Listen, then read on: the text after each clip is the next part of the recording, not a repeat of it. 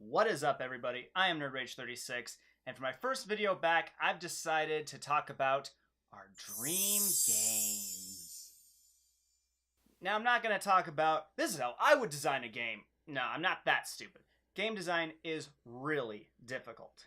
But what I mean is taking, our favorite genres, or our favorite little elements or mechanics of gameplay, and just creating a nice framework or a skeleton, piecing them together just enough to get across the idea of how we'd want the perfect games for us to be like, or at least a general picture. And I say us because, like I said last time, I want to start doing more video chains. That's something we don't have that much anymore on YouTube.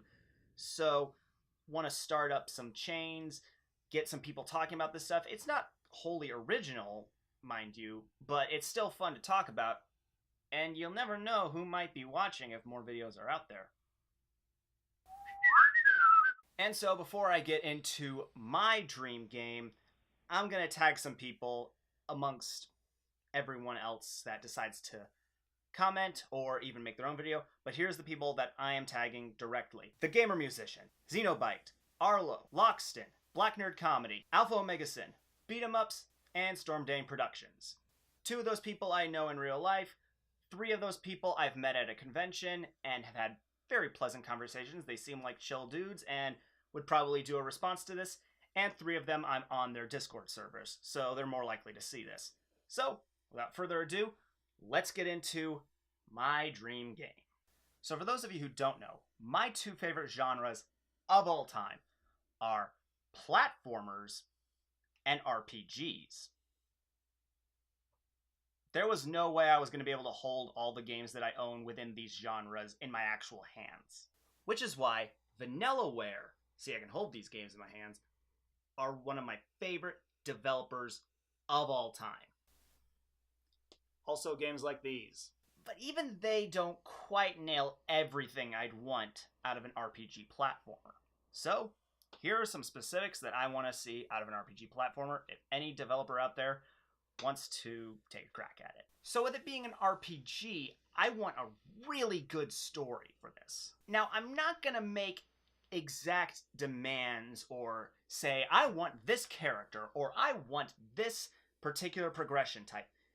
That I would leave up to the developer. They know what they're doing, and like the professional writers they have working for them. But here are just 2 parameters that I would say. And one is really kind of a personal nitpick. It's not really a problem I have with game writing. It's more a problem I have with fandoms. And that specific parameter would be, I want character interactions to be idiot-proof. What do I mean by that? That is, I want the way characters speak to each other, talk to one another, to be airtight, to have no possible interpretation outside of the context in which they were written.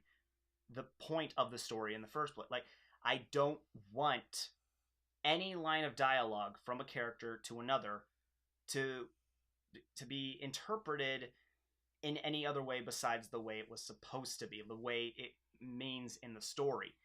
Because you know fandoms out there give them any wiggle room with any amount of dialogue or the way a character looks at something or someone, and it's really stupid. It annoys the crap out of me, and you can still have twists, you can still have reveals, you can still have things progress. Nothing about the characters has to be solidified at the beginning of the game. You could even have the cliche of someone we once trusted being the villain. I mean, there are such things as villains that respect the hero, so it's not like the characterization and the interactions changed. But you can still have the interactions like airtight, sealed, idiot-proof, solid as a rock. So that's one thing story-related that I desperately want. I know that it's really just something that I can ignore on the internet, but this is my dream game, and honestly, that is probably the most dreamlike I can imagine. A game that has idiot-proof writing. The second thing story-related is I generally, though I can enjoy both sci-fi and fantasy, I generally like the combination of the two. I always have enjoyed sci-fi plus fantasy. So my dream game would be a sci-fi fantasy combination. So, without further ado, with all that small story stuff out of the way, here are the actual quantifiable bits of gameplay I'd want to see in my dream game. First of all, I want a huge, gigantic world to explore, full of platforming challenges, tons of stuff to jump, swing, and bounce on. Now, what do I mean by this? Say, like a split in the ground, where there's a bunch of rocks or floaty platforms that you gotta jump across. And say the split in the ground has a ton of rapidly moving water that is too dangerous to go into, or lava, or acid, or just a straight up bottomless pit. That would be a platforming challenge. Or maybe a split in a cliffside where you can wall jump to get somewhere. Or maybe it's buildings that you'd wall jump between. Or maybe it's some chunks of debris with rebarb sticking out, or a tree with some branches that you can swing on. Stuff like that. I want the world densely packed with tons of things that you can platform around on. I love collectible-based progression, whether it's stars, shines, moons, power cells, dragons, talismans, dragon eggs, jiggies. I love it all. Anything that lets me run around platforming and is a finite collectible that is pointing me towards the goal. I don't know why, I just love it. In fact, something that doesn't quite count as collectible-based progression, but still scratches that particular itch of mine, has always been getting keys in a Zelda game. I don't know why, that's always just been really stimulating to me. So for the collectible-based progression in this game, I would say the primary collectible, not really sure what it would be, but maybe like some relics or some pieces of technology that are scattered throughout the world. Maybe one that's hidden in a castle somewhere, one that's being guarded by a monster, or one that's being held by a thug that's terrorizing the area. And maybe these primary collectibles can have bits of lore that you can read about, point you into the direction of the next area, or once you get all of them, they make some kind of a key that opens the final area. Or heck, have all three options. That's pretty cool too. So that's the primary collectible. Other collectibles would be, like I said before, keys in a Zelda game. Now, not 100% necessary, but just a little flavor thing that I'd want. Like most other collectibles, the keys would be finite. So you've got how many you've gotten, how many there are total, and whether you have one currently in your possession. It would be something you'd have on the HUD. I think having unique currency, like the purple coins, is definitely something I'd want in a collectathon RPG platformer. Now, aside from the purple coins, believe it or not, I actually didn't mind the blue coins in Super Mario Sunshine, though one of my problems is that some of them were hidden in really obtuse areas. But the problem with Odyssey's purple coins is that there were too few of them, and there wasn't enough to use them on in the way of primary collectibles. It really only got you, what, 2, 3 at the most?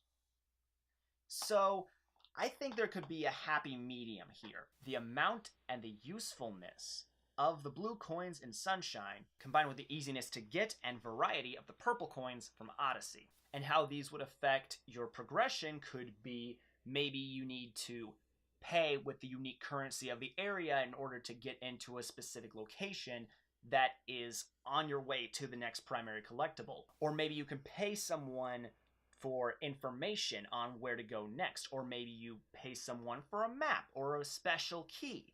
This unique currency could really go far in terms of how it affects progression and incentivizes you to explore and platform around. Now, that would have just been it. The primary collectibles, the keys, and unique currency types, that would have been enough. But then, I played Bayonetta and God of War. They've got collectibles that are really useful. They have collectibles that actually boost various stats that you have, and that seems perfect for RPG material. Now imagine you find 1/3 or 1/5 of an overall collectible in a chest or at the end of a particularly difficult platforming challenge or behind some really strong enemy. And once you've gotten all 3 or all 5 of them, you have an item that can boost one of your stats, whether it be health, strength, defense, special, speed, anything. Any RPG stat that would be applicable. Not only would it add to the explorative, platforming, adventure type gameplay and incentivize you to keep going, to keep looking, but it would also make you better in the RPG department. And one other thing collectible based, I want a collectopedia. Just the random things you come across for like fetch quests or crafting, which it's an RPG, it's going to have those things in some way, shape, or form.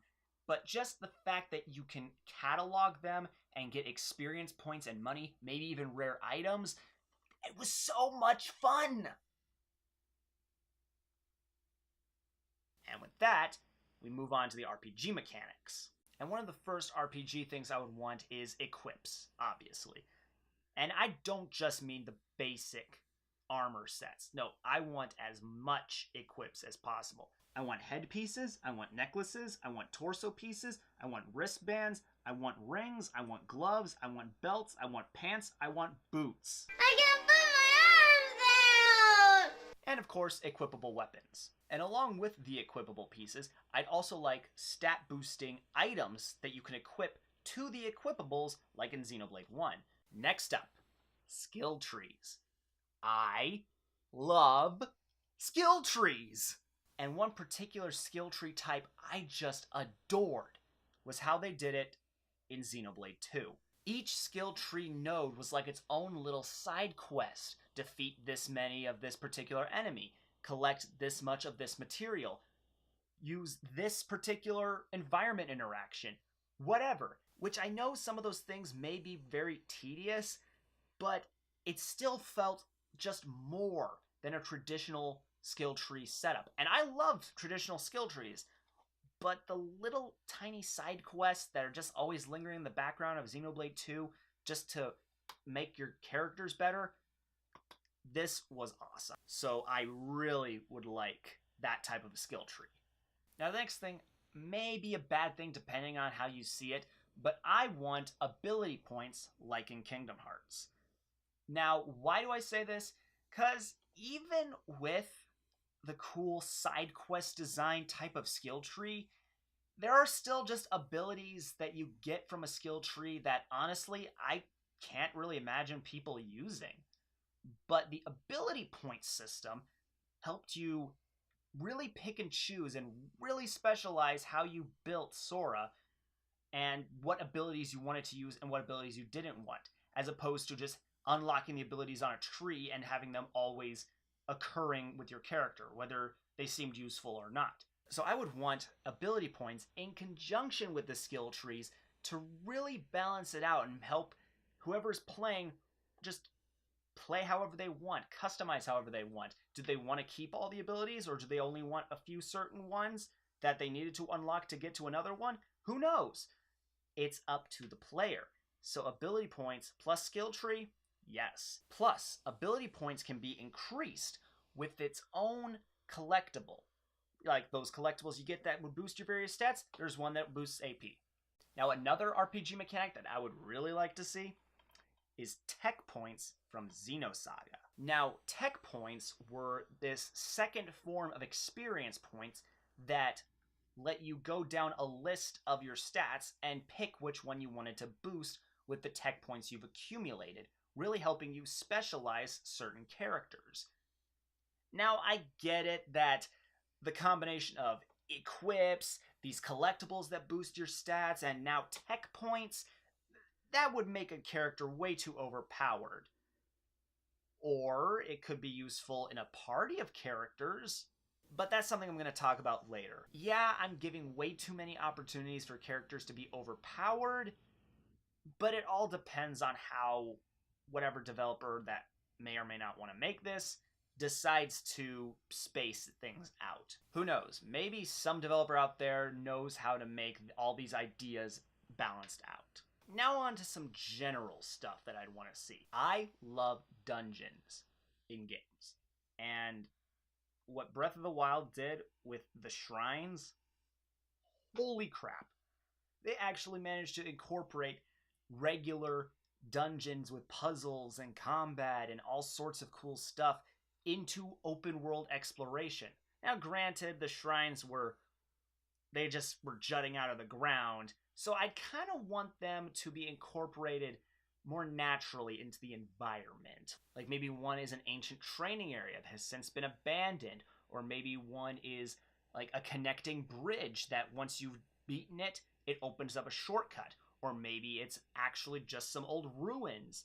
Or your traditional dungeon style setup. Anything that lets me explore a small area, solve puzzles, and just generally have a good time in a dungeon. And the next general thing I'd want to see?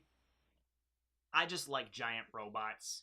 Now some of you may be thinking that having giant robots to run around in kind of defeats the purpose of dense areas with tons of platforming challenges, but I think there can be an easy way to accomplish both. There could be a wide spectrum of environment types that can accommodate both. Like, say, a forest or a jungle that, when you're on foot, is tons of trees all densely packed together and rocks and all sorts of stuff. But then, the further you go along into the forest, it opens up into a larger area with giant trees, huge giant trees, that could act as platforming challenges for your robot. And before you say giant robots platforming around, yeah, right. Armored Core managed to pull it off. Platforming with giant robots, wall jumping, yeah, it's there. It's cool. I like it. And that's just one idea. There could be, say, a giant desert full of weird rock formations and plateaus that you can get out and explore on foot, or get around the desert overall quicker in your robot. Or giant chasms that open up into weird labyrinths of caves. Some areas that you can explore only on foot, other areas that are explorable with robots. And if you can combine working on foot and in your giant mech, throw in some of their own puzzles or dungeons for you and your robot. Like in Xenosaga 2 and 3. There was some great puzzle design where you had to clear some debris with your robot, get out on foot, push a button or move a lever, explore, fight some enemies, or open a secret door. Move a platform that your robot was standing on to get to another area, then get back in and explore more with your robot. They had some great ideas, and I would love to see that type of gameplay come back and really expanded.